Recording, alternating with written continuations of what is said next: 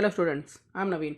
Welcome to my YouTube channel basic maths on tips. और इस video में मैं करने वाला हूं कुछ ऐसे क्वेश्चन जो कि कंपटीशन एग्जाम्स में पूछे जाते हैं, जैसे कि आरआरबी, एसएससी, एनटीपीसी।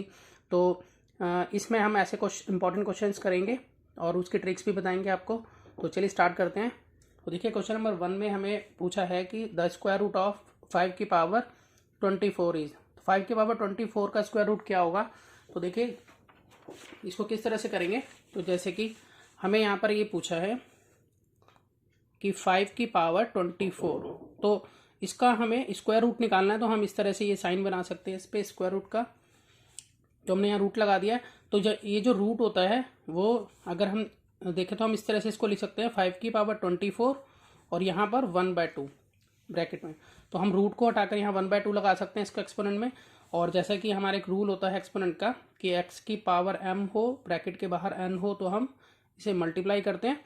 तो इसीलिए हम इन दोनों को आपस में मल्टीप्लाई करा सकते हैं, यानी कि 5 ऐसे रहेगा, ब्रैकेट के बाहर 24 इंटू 1/2 इस तरह से चला जाएगा। और फिर जब हम इसको कटिंग करेंगे यहाँ से, तो 2 1 2, 2 2 4, तो यानी कि बचेगा 5 की पावर 12। तो इस तरह से इसका जो आंसर कहलाएगा वो 5 की पावर 12 होगा। देखिए, अगर हम इसमें देखें तो हमारा ऑप्शन ए जो है वो बिल्कुल राइट है। अब चलते हैं नेक्स्ट क्वेश्चन की तरफ। तो देखिए, नेक्स्ट क्वेश्चन में अगर हम देखें, हमें वैल्यू निकालनी है 1 बार है और इसके ऊपर स्क्वायर लगा हुआ है। तो अगर हम इसको कैसे सॉल्व करें तो बहुत बड़ा होगा अगर हम इसको मल्टीप्लाई करने जाएंगे। तो इसकी एक स्पेशल ट्रिक है जो मैं आपको बताता हूँ। देखिए, मैंने यहाँ क्वेश्चन लिख लिया है। तो जैसे कि ये 1 जो है वो 5 बार है, तो हम इस बीचों बीच हम लिखेंगे 5 और यहाँ से हम जो है इसको इस तरह से लिखेंगे 4 3 2 1 और इधर से भी लिखेंगे 4 3 2 1। मतलब आपने क्या करना है, इसको गिन लेना है। ये 1 जो है वो कितनी बार है, 5 बार है। तो 5 को हमें मिडल में लिखना है। उसके बाद यहाँ से हमें घटाते हुए चलना है और यहाँ से भी हमें घटाते हुए चलना है। तो इस तरह से हमारा ये जो नंबर है, ये अगर हम इसको मल्टीप्लाई कराएं इसको, तो भी आंसर यही आएगा। तो अगर हम इसमें चेक करें तो हमारा ये सी ऑप्शन जो है वो बिल्कुल करेक्ट है यहाँ पर। और ये ट्रिक जो है वो सिर्फ अप्लाई इसी क्वेश्चन के लिए होगी, मतलब कि जैसे कि जिसमें 1 आता हो, इसके अलावा अगर कोई और नंबर है तो उसके लिए ये ट्रिक अप्लाई नहीं होगी। तो इस बात का आपने ध्यान रखना है। तो जैसे कि मैं आपको एक और इसी में यहीं पे करके दिखाता हूँ। जैसे कि अगर कोई मुझसे पूछे कि भाई 111 का इसका स्क्वायर क्या होगा, तो मैं ये बोलूँगा कि जैसे इसमें 3 है तो मैं 3 लिख लिया बीच में, फिर यहाँ 2 फिर 1, इधर भी 2 फिर 1। तो इसका आंसर ये आएगा। आप चाहे तो कैलकुलेटर से चेक कर सकते हैं। तो बाकी जो है अगर इसमें डिजिट चेंज हुई तो फिर इसमें हम ये अप्लाई नहीं कर पाएंगे किसी और में। तो चलते हैं नेक्स्ट क्वेश्चन की तरफ। अब देखिए, क्वेश्चन नंबर 3 के अंदर हमें रूट में दिया हुआ है 1 + x/144 = 13/12 है। तो इसको करने का भी बहुत ईजी तरीका है। तो सबसे एक तरीका तो ये है कि इसको हम इसको फुल्ली सॉल्व करें, जैसे कि मैथमेटिकल रूल से करते हैं पूरा। तो देखिए, अगर मैं इसमें ट्रिक की बात करूँ तो ट्रिक में क्या है कि हमें ये देखना है कि इन दोनों नंबरों में जो भी बड़ा है, हम पहले उसका स्क्वायर निकालेंगे। इस तरफ जो हमारे पास राइट हैंड साइड पर जो नंबर हमें दिए हैं उसमें जो बड़ा नंबर है वो है 13, तो हम 13 का स्क्वायर निकालेंगे। और उसमें से हम जो छोटा नंबर है जो 12 है यहाँ पे, उसका स्क्वायर निकालेंगे। तो 13 का जो स्क्वायर होता है वो होता है 169 और 12 का स्क्वायर होता है 144। तो हम 169 में से 144 को लेस कर देंगे, तो हमारे पास जो आंसर आएगा वो आएगा 25। तो इसका मतलब जो इसका आंसर होगा वो 25 होगा। तो जैसा कि हम ऑप्शन डी देख रहे हैं वो बिल्कुल करेक्ट है। अगर हम इसको मैथमेटिकली सॉल्व करें तो हम इसको सॉल्व कर सकते हैं मैथमेटिकली। देखिए, मैं क्वेश्चन इसको लिख लेता हूँ। अगर आपको लंबे तरीके से इसे सॉल्व करना है, क्योंकि कंपटीशन एग्जाम के अंदर हमें इतना टाइम नहीं होता है कि हम उसको पूरा सॉल्व करें, तो इसीलिए हम इस ट्रिक्स का यूज़ करते हैं। तो यहाँ पर देखिए, जैसे कि यहाँ पर रूट है तो वो रूट इधर ट्रांसफ़र हो जाएगा, तो ये हो जाएगा इस तरह से स्क्वायर में कन्वर्ट यहाँ पर। और फिर यहाँ पर उसके बाद अगर हम स्क्वायर निकालेंगे तो आएगा 169 और ये 12 का स्क्वायर हो जाएगा 144, ये 13 का स्क्वायर ऊपर लिख दिया। अब उसके बाद x/144 अपनी जगह पर है, ये जो 1 है ये उधर जाके माइनस हो जाएगा।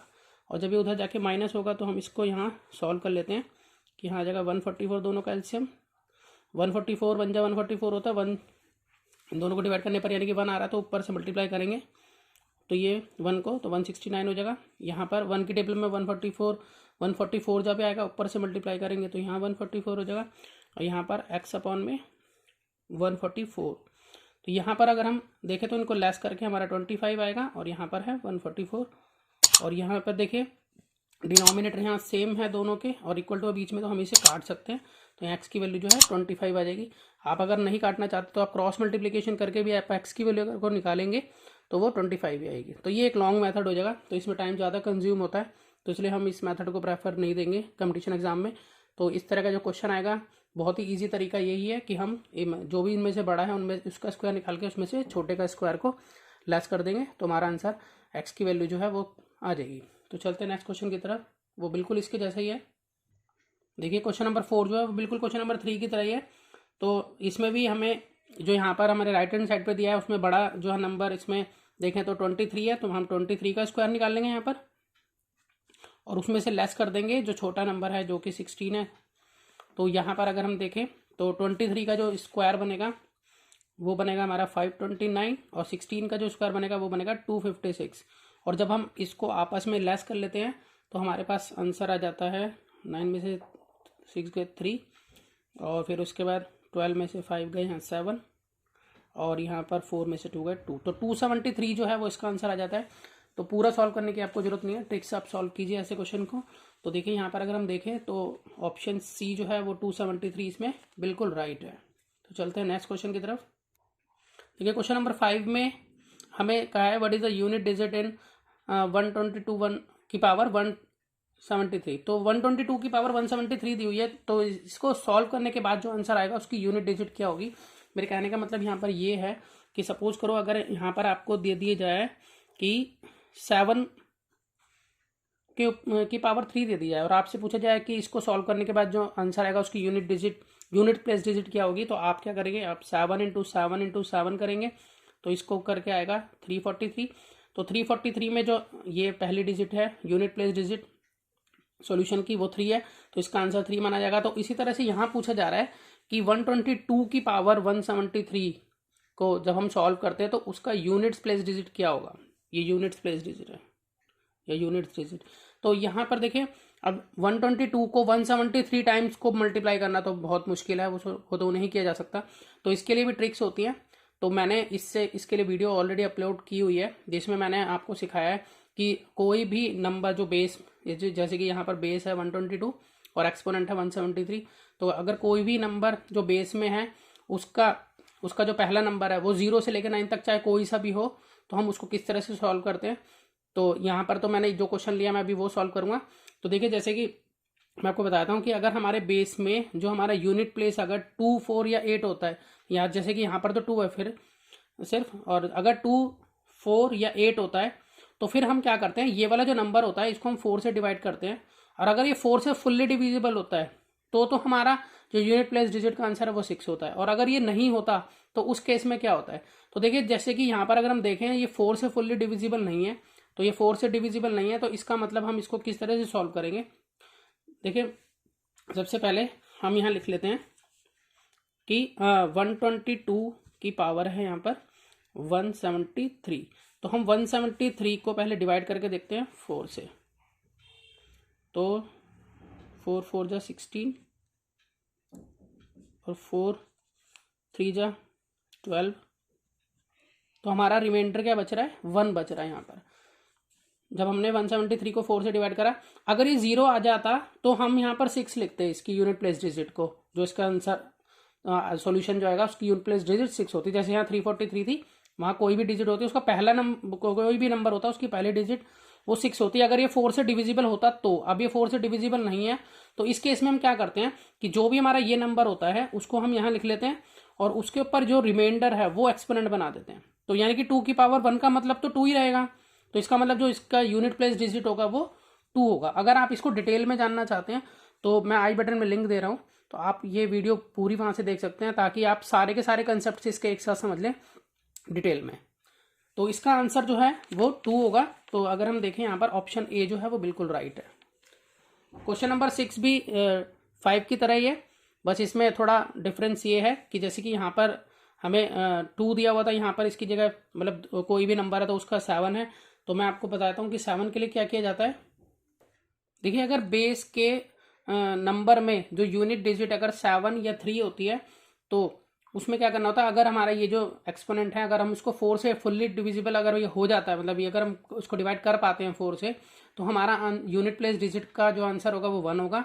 ठीक है, अदरवाइज बिल्कुल वैसे ही करना पड़ेगा। 4 से डिवाइड करने के बाद हमें अगर वो ये नहीं फुल्ली डिविजिबल होता तो हमें 4 से डिवाइड करके रिमाइंडर निकालना होगा, और रिमाइंडर निकाल कर जो भी रिमाइंडर आएगा उसे उस रिमाइंडर को इस 7 का एक्सपोनेंट बनाकर उसे सॉल्व करना होगा, जैसे कि हमने इसमें किया था अभी।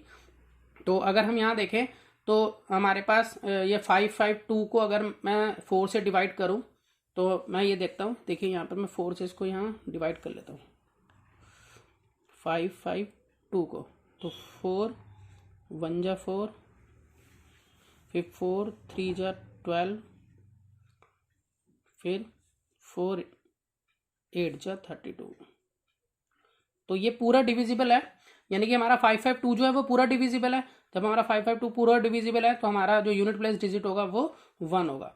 तो इस तरह से आप इसको डिटेल में सीखना चाहें तो आप वीडियो देख सकते हैं, उसमें आपको बिल्कुल बहुत अच्छी तरीके से सारे जो है रूल्स भी बताए हुए हैं कि किस किस तरीके से कैसे किया जाता है। तो अब चलते हैं नेक्स्ट क्वेश्चन की तरफ। देखिए क्वेश्चन नंबर 7 में हमें सिंप्लीफाई करना है। हमें रूट में 72 प्लस रूट 72 प्लस रूट 72 इस तरह से दिया हुआ है, और ये इन्फिनिटी तक गया, मतलब अनंत तक गया है, इसको मतलब ये कभी खत्म ही होता। तो इसका आंसर कैसे निकालें? तो देखिए हमें इसमें क्या करना है कि हमें ये देखना है, तो इसके बीच में हमारा प्लस का साइन है, तो जब कभी भी इसमें प्लस का साइन हो, और एक मैंने क्वेश्चन और दिया हुआ नीचे देखिए इसमें माइनस का साइन है, इसमें भी वही केस है, बस इसमें माइनस का साइन है। तो मैं इसका आपको तरीका बता देता हूँ कि क्या ट्रिक है इसके लिए।